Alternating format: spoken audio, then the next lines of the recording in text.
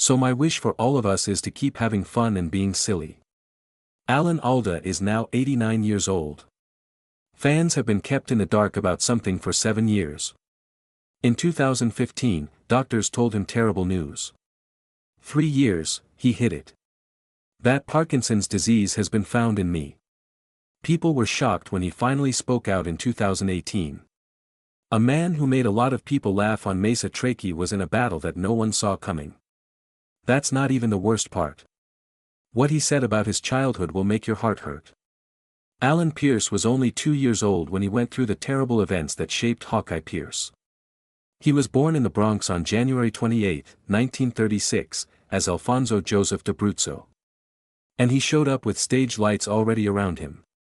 Robert Alda, Alan's father, made up his own last name by taking the first 2 letters of each part of his real name. That little trick got Alan into show business before he could even form full words. Then, though, life hit early. Alan got polio when he was only 2 years old while on a family trip to the Jersey Shore. In an instant, everything changed. He was in hospitals for a whole year, and the methods they used felt old and cruel. Every hour, wool blankets that were very hot were put around his body. Elizabeth Kenney came up with the method because she thought that heat and exercise could help nerves that had been damaged. Some doctors didn't believe her, while others did. Alan only knew how much it hurt. In the end, he said it was like being tortured. His parents put on the burning blankets themselves for 6 months in a row because they didn't have a paid nurse.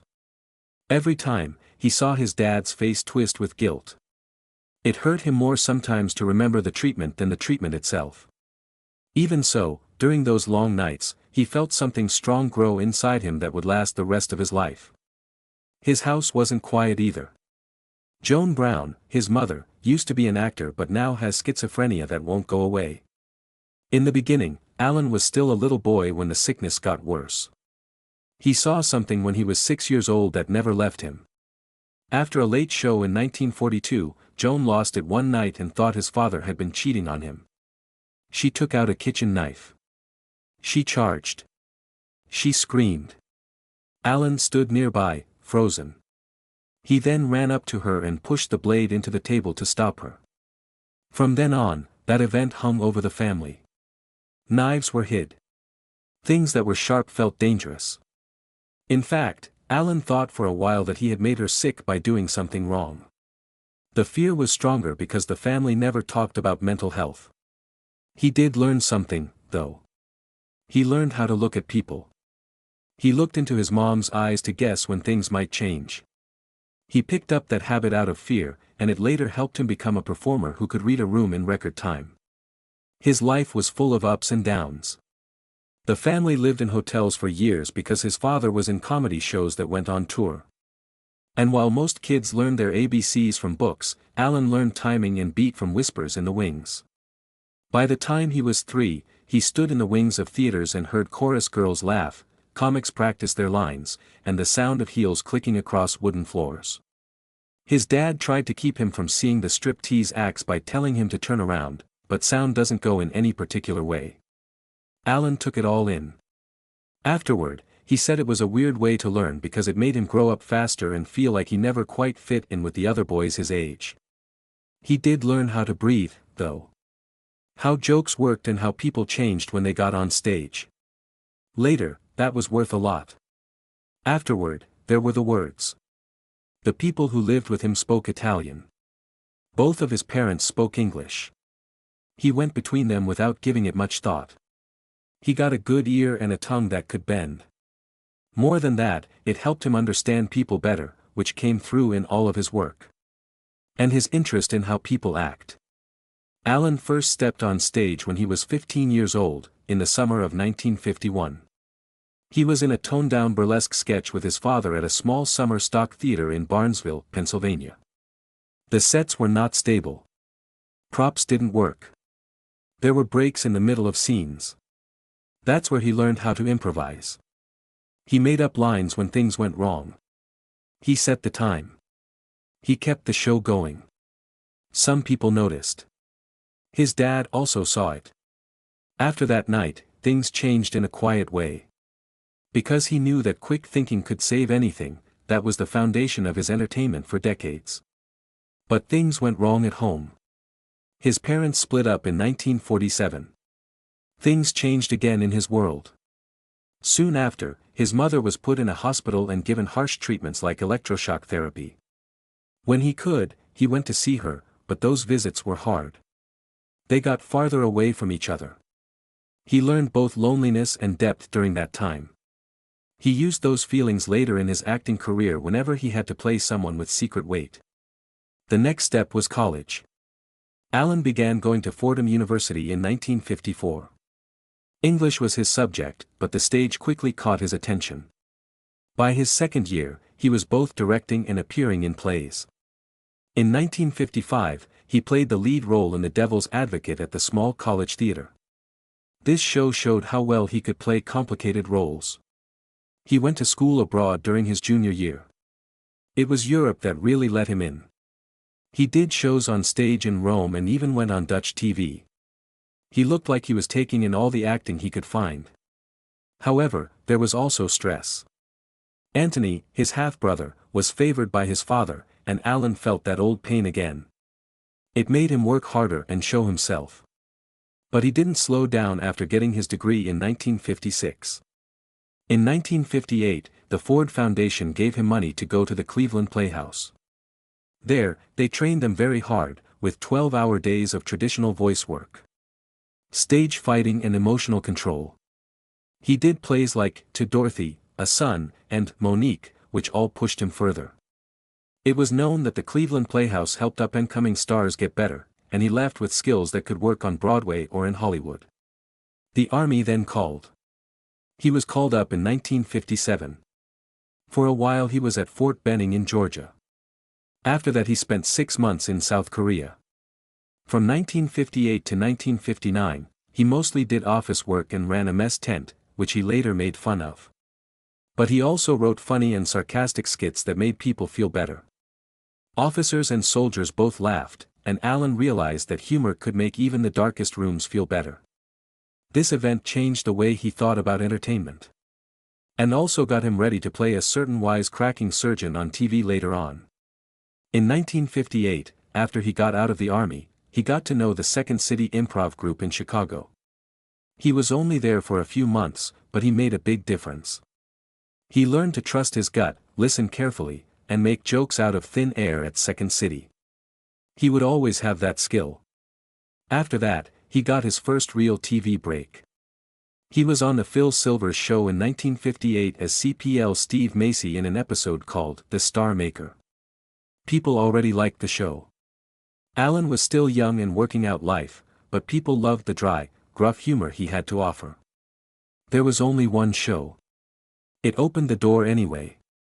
There were more tryouts. After that, more chances came up. He didn't know it at the time, but that small part pushed him toward the career path that would make him one of the most recognizable faces on TV. Alan Alda walked onto Broadway in November 1959 with the feeling of someone who was trying to show they belonged there. In Only in America at the Court Theater, he played a phone repairman named Marty Radner. From November 19 to December 3, after only 24 performances, the show ended. Still, there was something strange going on that stage. Alda was the one who stepped up whenever a prop got stuck or a set piece broke. He made jokes with the crowd. He fixed things quickly and with a smile. People who reviewed him said that his improvisation saved scenes that would have fallen apart without him. Most people who saw Alda will remember how well he could think on his feet after the play was over. It was an early sign that he wouldn't be the type of talent who shut down when things got tough. He was able to deal with stress like he had done it all his life. That tiny night window that could be opened gave him a quiet clue about where he should go next. Soon after, in 1961, he was back in the spotlight for The Apple Tree.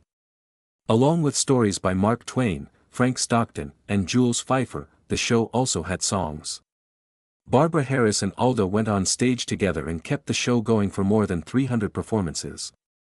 Things weren't smooth behind the curtain, though. As the director, Mike Nichols wanted to keep things under tight control.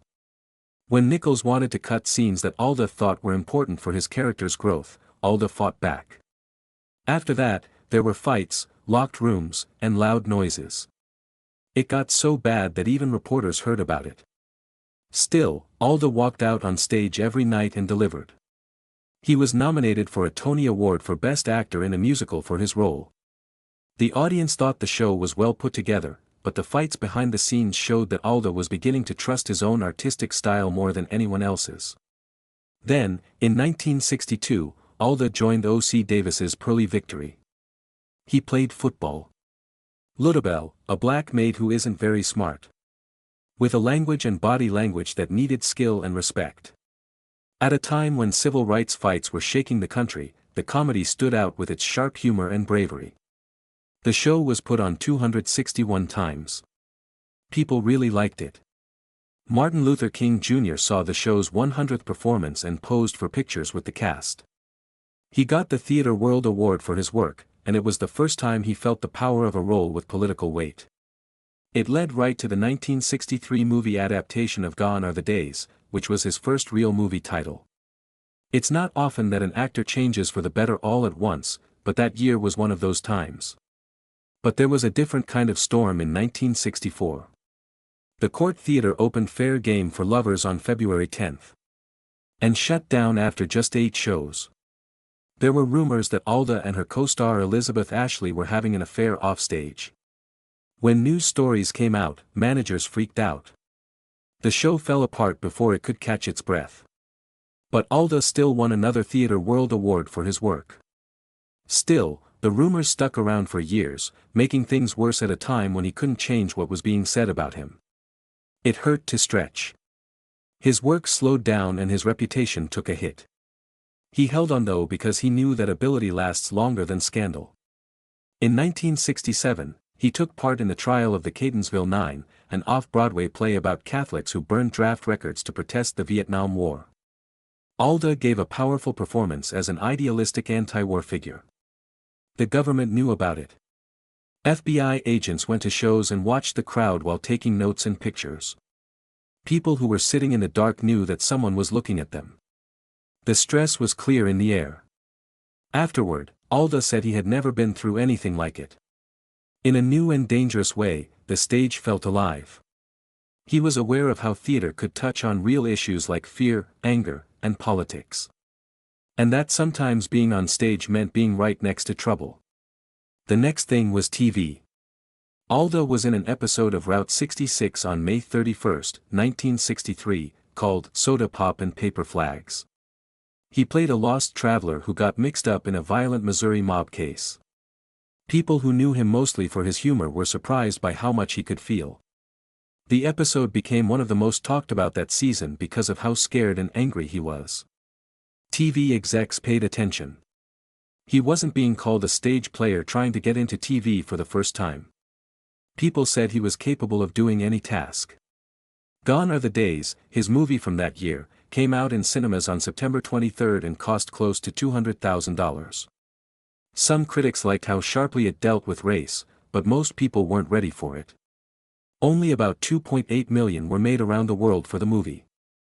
People said nice things about it, but they didn't watch it or accept it. Alda's movie career slowed down again, and he went back to looking for his next big break. In 1967, he joined the NBC show That Was the Week That Was, which made fun of government programs and the Vietnam War. As the show went on, the network's nerves got worse because Alda wrote bits that were brave and honest. Executives were afraid of the political backlash. Before long, the show was over in early 1964, but it left a mark. Funny things can be either bright lights or dangerous blades, based on who is making them and who is watching. Then came the strangest part, The Extraordinary Seaman, which was shot in 1968 and came out in 1969. Set Alda up with Faye Dunaway and David Niven. The movie had strange war scenes and dreamy parts that made most people confused. The reviews were very bad. After the fact, director John Frankenheimer said it was a failure from beginning to end. Alda was deeply hurt. While he wasn't making movies for 2 years, his marriage was having trouble. A quiet fall broke him down and made him rebuild from the inside out. When old doors close, though, life tends to open new ones. Alda began to appear on The David Frost Show in 1970. And one event in November stood out. He talked to Jane Fonda and asked her straightforward questions about women and the fight against the draft. It became a very heated argument. For weeks, people talked about it. Some people saw a different side of him. Someone who really cared and thought about things. Someone who is ready to delve into tough topics. Most people saw him as more than just an actor after that event. It brought him closer to the world of social criticism. After one test, everything changed. Alda walked into a room in 1972 to try out for the second season of MASH. No one saw how he would mix sarcasm and stress in a surgery scene he made up on the spot as Hawkeye Pierce. At first, the producers thought he was too much like a stage actor. But after seeing him turn stress into comedy and humor into stress, they knew they had their lead. The first episode aired in September 1972. That audition led to 11 years of success. When the Long John Flap first aired on February 18, 1973, Alda had already changed the show. He wrote the episode, added Hawkeye's jokes, and showed how war could be made fun of. People really liked it. It got great reviews. That episode was the only one that got him his first Emmy nod. It was the moment he went from being the star of the show to making it what it is today. She lived in New Jersey and worked in Los Angeles for all 11 seasons. He went across the country every week to be with his family and work. It kept him grounded, but it stopped him from sleeping and sometimes from having peace at home. It made him feel things, which he used to make shows like 1973's Mail Call, in which soldiers read letters from home. He knew more than most about missing home, but success comes with stress. He broke up with Wayne Rogers, who played Trapper John, in 1974. Rogers felt left out as Hawkeye became the focus of more stories.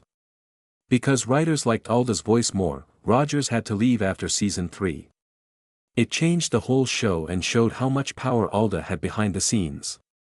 Then, on October 23, 1975, a show called The Late Captain Pierce aired.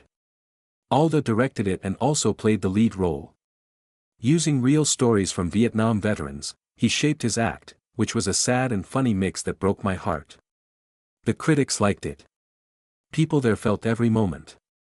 Back then, Alda got the Emmy for Outstanding Lead Actor. This caused the show to go through a darker and more serious phase. As the show's popularity grew, MASH became one of the most admired on TV. When Alan Alda became a producer on MASH in 1977, you could tell that something had changed inside him. He took a show that was known for silly jokes and quick wit and slowly changed it into something darker and more true. In the 6th season, the show, In Love and War, was his first big move. It played on October 25, 1977. Hawkeye fell in love with Soon Lee, a Korean nurse. Their relationship helped him get over the anger and confusion he had been feeling before the war.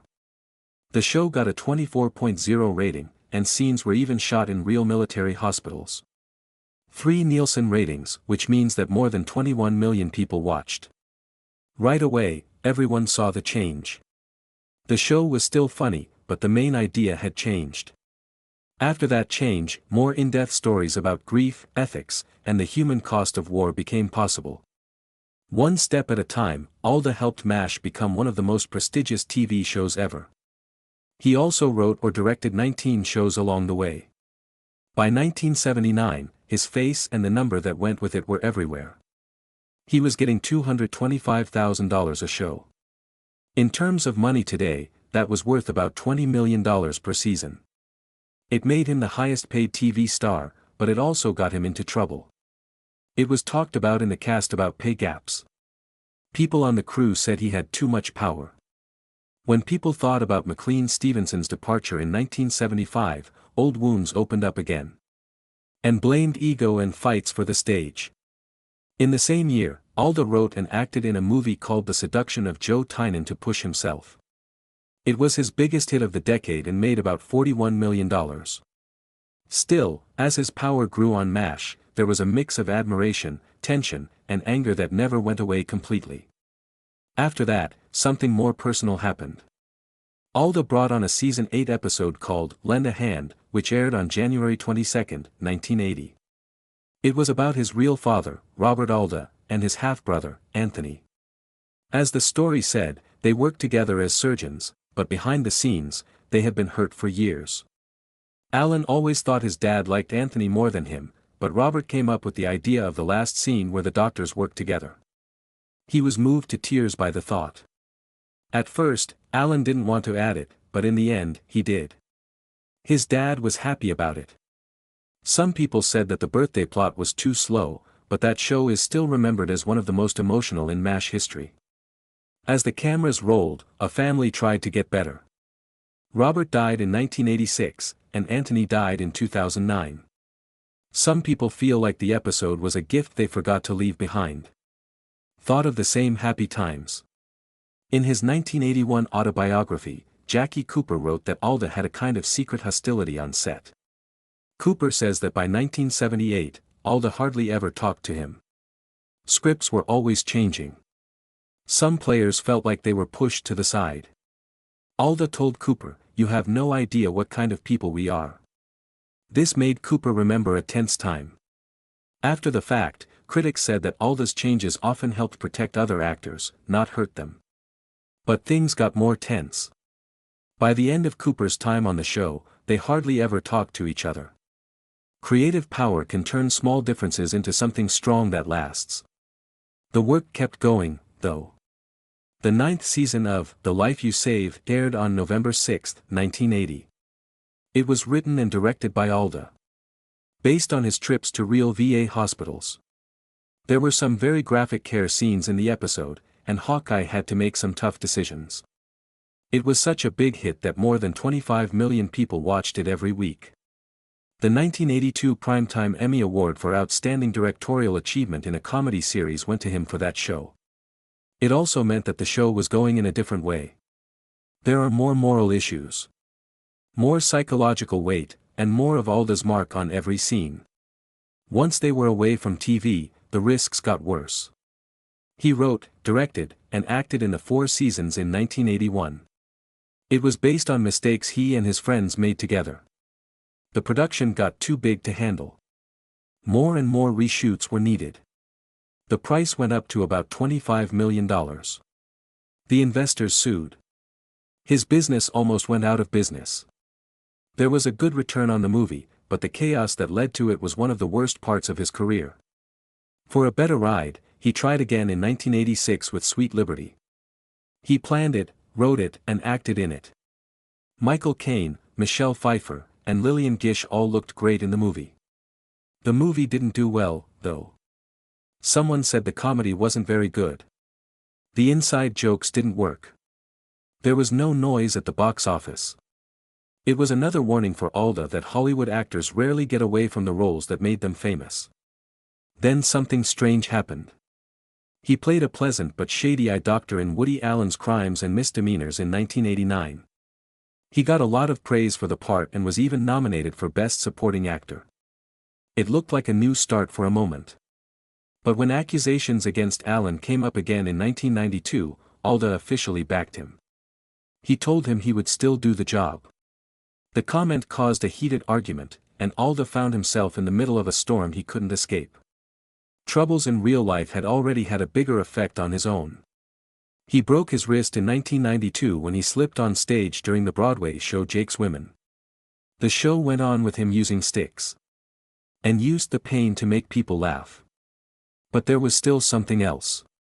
He didn't fully understand why the fall made his shakes worse. After many years, he found out they were early signs of Parkinson's disease. The doctor didn't tell anyone about it until 2015, which is 3.5 years after he did. His wife had seen things that he tried to hide, like how his arms didn't swing when he walked. The news could have made him feel bad about himself, but he dealt with it with curiosity and determination. Before he knew any of that, he was in White Mile, a tense TV movie about a cruel boss who forces his workers to go on a dangerous rafting trip in 1994. Even though it only cost $5 million to make, the movie was nominated for 2 Golden Globes and 1 Emmy for sound editing. It also brought him back together with Mike Farrell. People were surprised by the part. It was cooler and sharper, a warning to Alda that he could go beyond Hawkeye if he wanted to. After many years, he had one of his best comebacks. From 2004 to 2006, he played Senator Arnold Vinnick on The West Wing.